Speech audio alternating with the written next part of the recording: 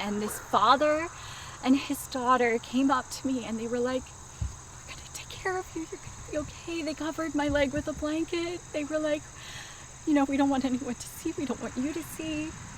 And I handed him my phone and I was like, "Please call my family."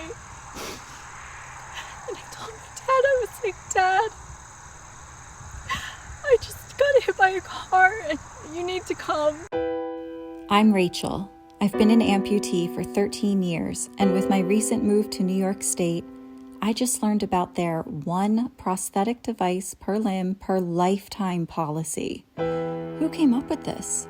Soon this policy will be on my health insurance plan because it's currently on all the insurance options on the New York State of Health Marketplace. I thought this was so cruel. Then I met Andrea, the first wheelchair user to graduate nursing school in New York State. After her last ordeal with insurance left her stranded without a functional wheelchair, she now chooses to pay out of pocket for her chairs or find sponsors. What if we try to get a wheelchair through insurance that is as good as this one? And I met Natalie, who at one point thought it may just be easier to die than deal with insurance when she was diagnosed with cancer. Natalie's the principal of a New York State-run school, and she has the one prosthetic device per lifetime policy on her plan. But like me, she'll need to go through quite a few legs in her first few years as an amputee.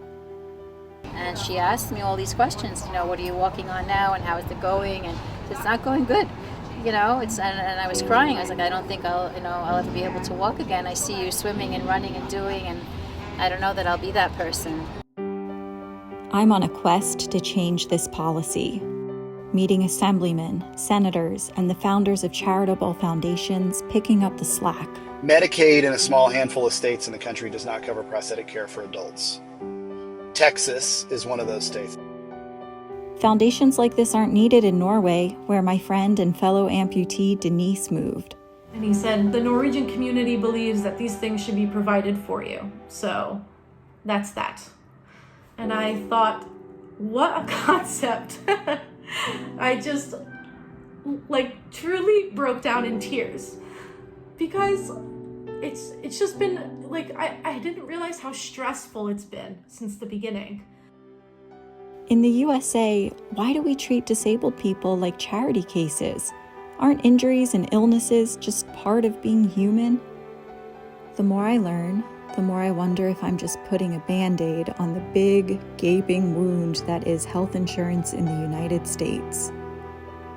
But maybe if I can change this policy, add this one Band-Aid, it will inspire more allies and government officials to add their own. And together, we can heal this wound. That sounds so naive, but let's try.